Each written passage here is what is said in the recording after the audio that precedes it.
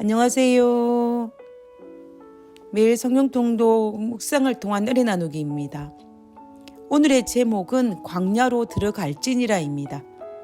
오늘 성경 본문의 배경은 민수기 14장 25절입니다.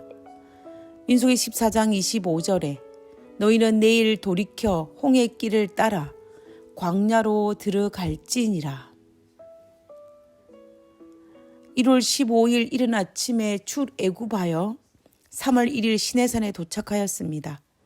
그리고 그 다음 해인 2월 20일에 시내산을 출발하여 이제는 약속의 땅 가나안 입구인 가데스 바네아에 도착하였습니다. 그때 이스라엘 백성들이 12정탐꾼을 보내어 가나안을 탐지하고 그 결과로 말미암아 반역을 일으켰습니다. 이 반역의 결과로 하나님께서는 광야로 다시 돌아가라라고 명령하였습니다.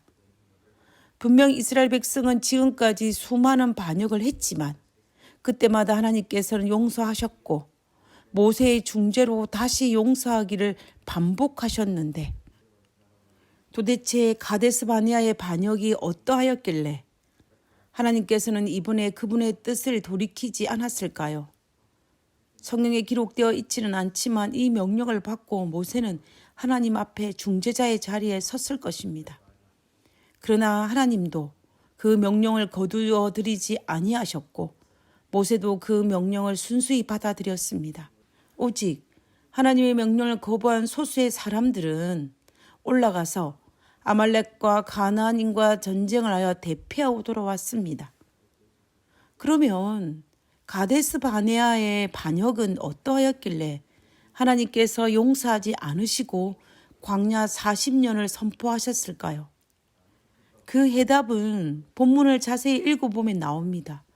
해답은 하나님께서 최대한의 자비와 최대한의 은혜를 베푸셨다는 것이고 하나님으로서는 어쩔 수 없는 선택이었음을 우리는 발견할 수가 있습니다. 왜냐하면 가데스 바네아의 반역은 앞에서 행한 반역과 차이가 있기 때문입니다. 첫 번째는 10번이나 반복된 지속적인 반역이었다라는 것입니다. 민수기 14장 22절에 보면 나의 영광과 애국과 광야에서 행한 나의 이적을 보고도 이같이 10번이나 나를 시험하고 내 목소리를 청종하지 아니하였다라고 하였습니다. 이스라엘 백성들이 애굽을 떠난 지 고작 1년하고도 몇 개월밖에 지나지 않았음에도 불구하고 벌써 10번이나 하나님 앞에 반역을 일으켰다라고 이야기하는 것입니다. 하나님은 이스라엘이 반역을 일으킬 때마다 자비롭게 대하심으로 용서하셨지만 징계를 통하여 그들에게 죄악을 분명히 드러나게 하셨음에도 불구하고 그들의 반역은 멈추지 않고 지속되었던 것입니다.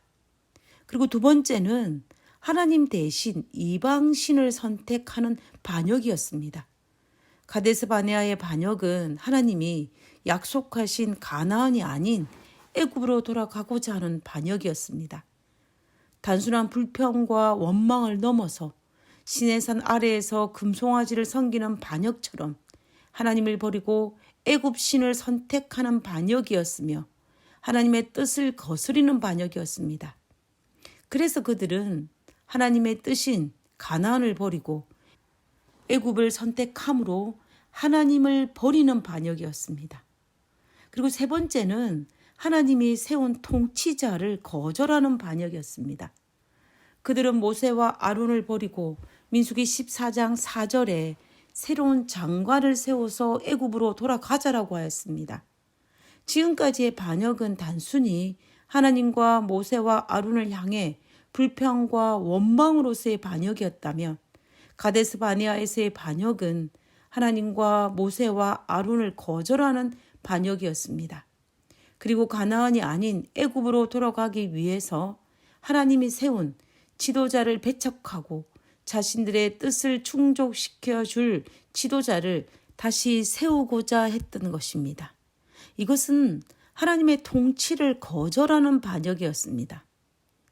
1년 전에도 시내산 아래에서 금속아닌 사건으로 말미암아 하나님의 이스라엘 백성들을 진멸하고자 하였을 때 생명책에 내 이름을 지워달라는 모세의 중보 기도로 용서한 적이 있었습니다.